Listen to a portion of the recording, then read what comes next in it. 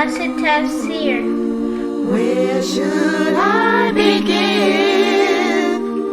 when I'm starting at the end?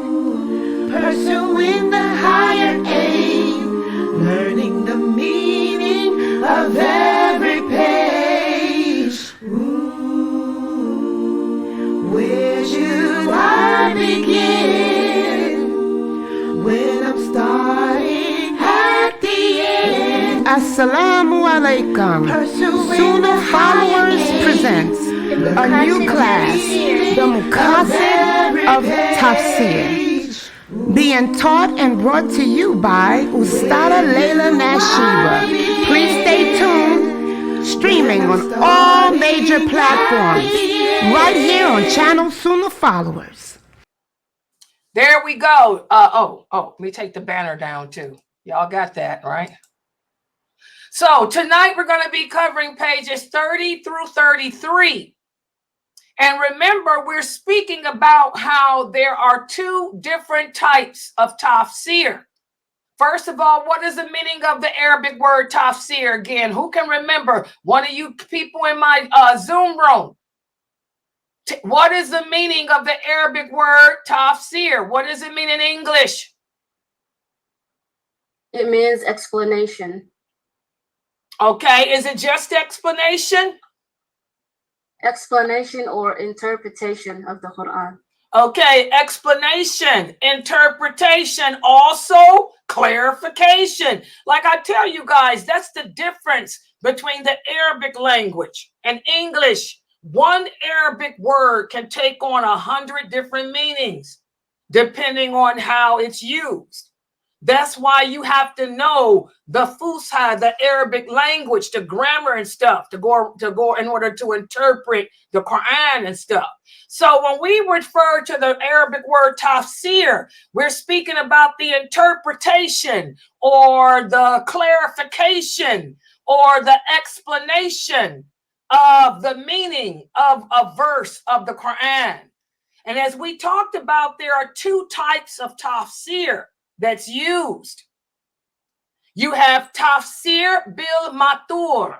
This is the first type that we're speaking about today, and we've been speaking about for the past 2 weeks. Tomorrow we're going to go into the second type. The second type. Now, before I move on, who can tell me what does Tafsir Bil Mathur mean in English? Tafsir Bil Mathur. Yeah, mat, is heavy. Do not say It's not it's Tafsir Bil Mathur. Thank you, DNA cousin. I'm telling you, when my DNA cousins come in here, they all about the Arabic with me. Okay, thank you, Wefa. Okay, anybody tell me, what does Tafsir Bil Mathur mean? Come on, people, get on that mic and don't let it just be Yasmin. She has a baby. What about the rest of you women in that Zoom room? Anissa, Sabrine, Tony. I'm just calling out names because I can't open up the screen. Get on the mic. Go ahead, Sakina. Tell us, Sakina, Pamela, Samira, Margaret. What does Tafsir Bil Mathur mean in English?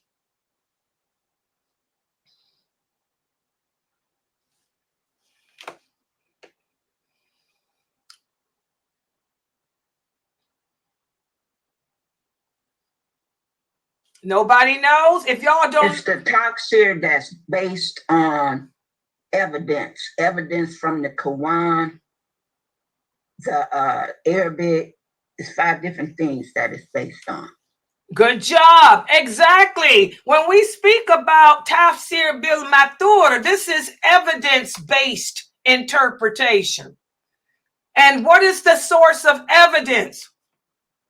Evidence based on the Quran, a Quranic verse, or evidence taken from an authentic hadith, or evidence, based on the language itself. Okay, that's Tafsir Bil Mathur. The other type of tafsir that we'll begin speaking about when we meet the next time is based on opinion. Opinion. That's the difference between the two. This is based on evidence, whereas the other is based on opinion. And this is why this is the highest aim, the highest level. Evidence-based interpretation is stronger than opinions. Opinions don't mean anything. It's all about evidence-based. That's why he calls this the higher aim, pursuing the higher aim, the higher understanding. You're aiming high to understand the Quran and what Allah is saying to you to the best of your ability so you can apply it to your actions. That's Tafsir Bil Mathur. That's Maqasidic. What does the Arabic word Maqasidic mean? Maqasidic means based on evidence from the Prophet sallallahu alaihi wasallam or his companions and their understanding. That's Maqasidic. Everybody got that? So we talked about different tafsirs that are considered Bil Mathur. We talked about how Ibn Kathir is one.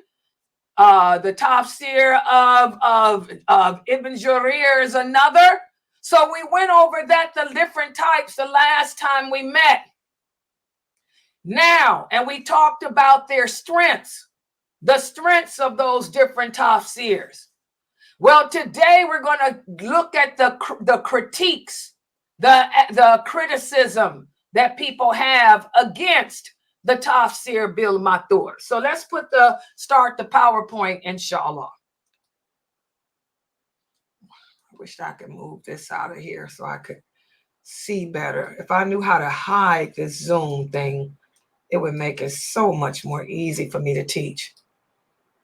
Okay. Now, for those people out there who object to Tafsir Bil Mathur, you know, they prefer intellect or opinion over evidence. And believe it or not, guys, most Muslims are into opinion, intelligence. The PhD brothers, the PhD sisters, they want to debate the religion based on science. Remember, the Prophet sallallahu alaihi wasallam said, the future generations, he's talking about us, the future generations of my ummah will do the same thing that the Jews did. They will use flimsy science and philosophy to try to rationalize and change this religion. A lot of people like that. They into that philosophy, psychology, theology. Okay, a lot of Mu'tazila. And these people object. They don't like the Bil Mathur tafsir. Okay, and when did this begin? Well, these people are like the early people who emerged into the Muslim world, known as the Mu'tazila, and we talked about them. That's why y'all hear me using that term all the time. I say, I ain't got time for no Mu'tazila. Whenever somebody come in here with that theology and philosophy and the science of Darwin, that's a Mu'tazila. I ain't got time for no Mu'tazila in my website. You can't teach here. I ain't got time for that crap. I don't care about your opinion. I don't care about your theory. I don't care about your intellect. Man's intellect is nothing. Okay, but these people, the Mu'tazila, they're the ones who posted a lot of objections to the evidence-based interpretations. And this is what they say. What the three main critiques that they use are as follows. Number one, they say, oh, we don't like the Tafsir Bil Mathur because they use too many, they have too many contradicting positions. Or they'll say, they use too many weak and fabricated hadiths. Or they'll say, no, I don't like that either because they contain too much information from the Jews and the Christians. So this is why they object. These are the three main reasons why they object to the, excuse me, I'm sorry. I'm rushing to do this because, yeah, I'm sorry. This is why they object. So what I'm going to do now is break this down. I'm going to go over the three reasons why they object to it. The first one, they say that the scholars of Tafsir Bil Mathur, they include too many contradicting positions. However, what these people fail to understand is that differences of opinion regarding explanation of some of the verses of the Quran is considered praiseworthy. Remember, I told you guys, Allah has protected the Quran and the hadiths from being distorted, from being taken out of context. Okay? It's good to hear different opinions or different interpretations based on what evidence you've come up with. Now, remember, guys, back in the days, the 600s, they didn't have telephones. So maybe I didn't hear the hadith from Ibn Abbas about wudu that way. Or maybe I didn't hear the Prophet say it that way. Okay, so it's good to have different interpretations because that keeps our religion pure. It keeps us from blindly following someone too. And that's what these people don't understand. For example, one companion might explain a verse using his or her statement, and another will use a different expression. But they both are identical in meaning, and that's the thing. I may explain something differently, but the meaning is the same. Let me use the example. Me and Dr. Dramali. If you come to me and ask me a question about the prayer, let's say, or a hadith about the prayer, I may have better command of the English language. And because I do, I can explain it a little differently, a little better than Jamali. But the bottom line, the meaning was the same. We didn't contradict each other. It's just that I went into more detail and I brought about some things that maybe Jamali didn't know how to express. Another example, remember when we did the names of Allah? I had called Dr. Dramali to have him break down the meaning of one of Allah's names better, because I gave you the meaning was praiseworthy. That name translates into English to mean praiseworthy. Dramali said, no, it goes deeper than praiseworthy, Layla. It means this.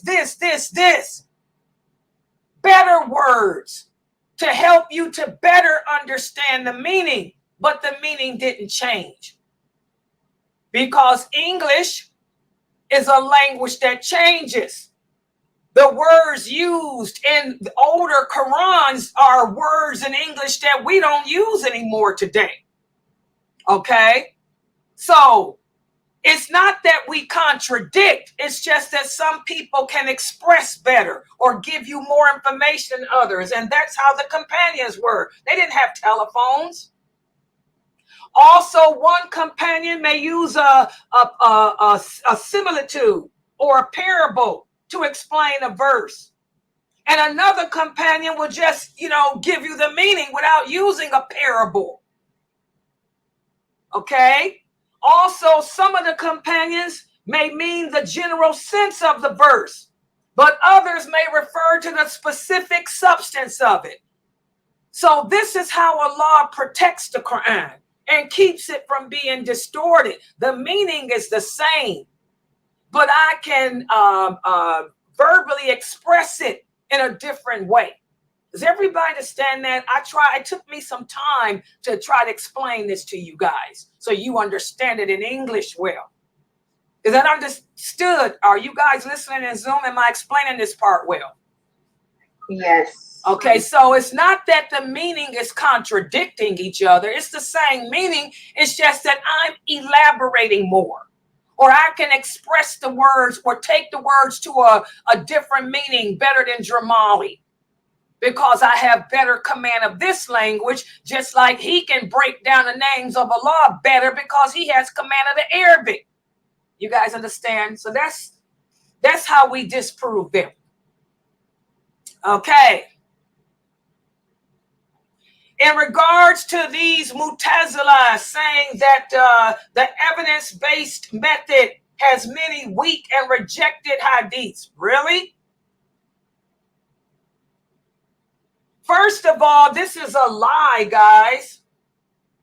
We don't deal with weak hadiths. We don't deal with fabricated hadiths. You know, the scholars of this nation, they had certain tools that they went by to make sure that every narration was true and authentic. Y'all understand that? There's a whole different science to the hadiths, okay, that the scholars were meticulous in doing. So how dare you accuse them of not using authentic hadiths? And today it's really easy. All you got to do is refer to Bukhari and Muslim. But nowadays, believe it or not, guys, we got some of these Mu'tazila trying to attack Imam Bukhari's collection and say that some of the hadiths are not authentic. And you can imagine which ones they're trying to attack. All the ones about women wearing colors and makeup and stuff. They are authentic. Okay? So this is not correct either. You know, we don't deal with weak or fabricated hadiths. And if you do read one of those, even Ibn Kathir, and Ibn Kathir's tafsir, he mainly authenticates his hadiths through Ibn Jarir. If a hadith is weak, for example, if he uses a hadith like paradise lies at the foot of the mother, he'll tell you that hadith is not authentic. He'll say that this hadith is not authentic, but the meaning may be true. How many of you have heard that? A hadith is not authentic, but the meaning is true. The meaning being respect your mother. If you disrespect your mother, this can prevent you from entering paradise. That's the meaning. Even though the statement is fabricated. So that's how we dispel that. And in regards to the third allegation, this is true. This is why I have a problem with Ibn Kathir's tafsir. I never use it. He does use a lot of the Jews and a lot of the Christian statements. However, this is what the scholars have agreed upon. They said those Israeli statements, that agree with our laws is permissible to mention with references, okay? Because the Prophet sallallahu alaihi wasallam said, and tell others the stories of the children of Israel, which have been taught to you, for it is not sinful to do so. So those stories that we hear from the children of Israel that are true, that don't contradict the Quran, we can relate them.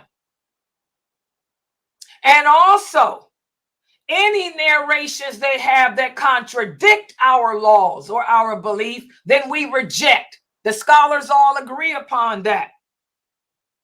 And in regards to a category of narration that doesn't agree, or contradict us, we just leave it alone. Even though we can still use them. Okay? So this is how the scholars combat the critique of the Tafsir Bil Mathur. Okay? So I'm going to give you a quiz just to see how well you guys understood this. All right? You say, good job. My DNA cousins are in here. Mr. Sadat, Muhammad El Sadat. He said, good job explaining in English. Good job. Thank you. And I know I need to work on my Arabic. I know. All right. Muhammad El Sadat. All right, here we go. First question. Who can tell me what is Tafsir Bil Mathur? See if you're paying attention. What does it mean? Translate it. What is Tafsir Bil Mathur?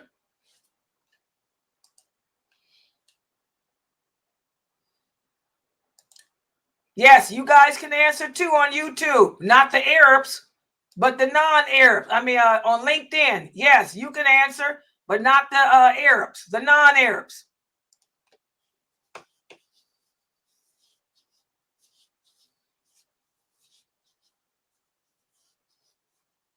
Anybody on Twitch too? Twitch has been awful quiet today.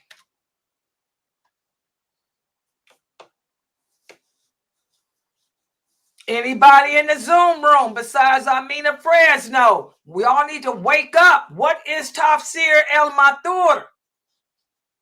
What does it mean? Okay, Miss Jackson, she said that's the interpretation based on evidence. Exactly. Exactly. Okay, good job, Edward. Edward said the evidence is derived. Oh, look at him using big words, Edward. He said evidence derived from the Quran, from the Prophet himself, sallallahu alaihi wasallam, or his companions or their successors. Good job, Edward. A+. Edward's a new shahada.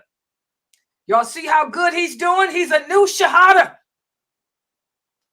Okay, as Key says, clarification, interpretation of evidence. Good job. It's interpretation, clarification, explanation of the Quran based on evidence from the Quran itself or from the companions or from the Prophet sallallahu alaihi wasallam. Good job.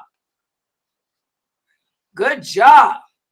Okay, let's look at the next question.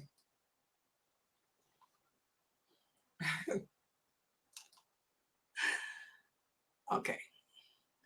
Now, let's see if y'all can remember. Who can give me some of the Tafsir Mathur books?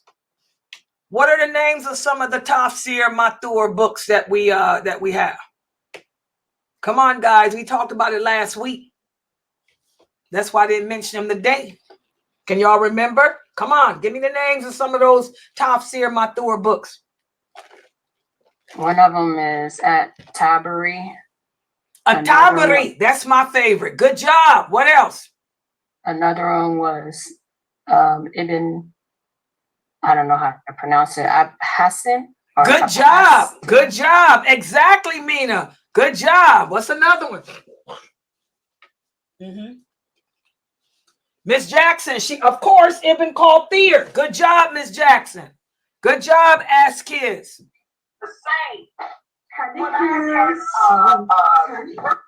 Who is that? Say it again. We couldn't hear you. I see you got the TV on, mashallah, for the kids. What was the other one? What did they say, guys? I couldn't hear the kids. That was one of my kids. What they say? Say it again. Go ahead. Oh, go ahead, Mina. She said they already said what she was about to say. Oh, I was saying Bahawi. Bahawi, exactly. That's another one. I told you that's one of the ones that Sheikh Atlee uses sometimes. Good job. Can anybody think of any more? Did y'all get them all? Good job. Good job. Good job.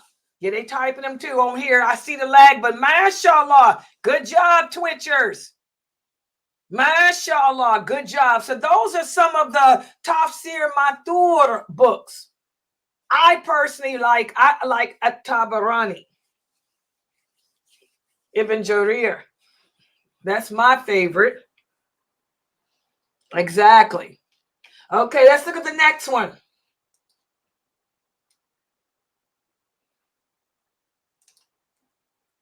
Okay, here's another one.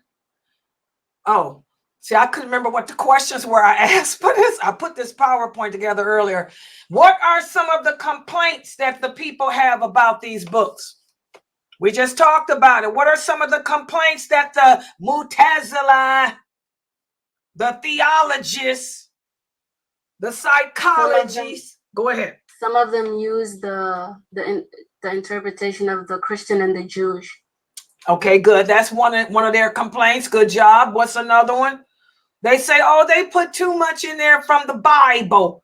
They use too much Bible, too much Torah. What else? And they also say some of the hadiths, they have contradiction or they're too weak. Exactly, which is not true either. What else?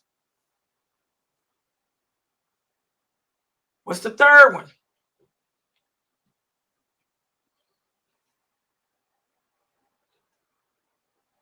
Contradiction. Good job at work.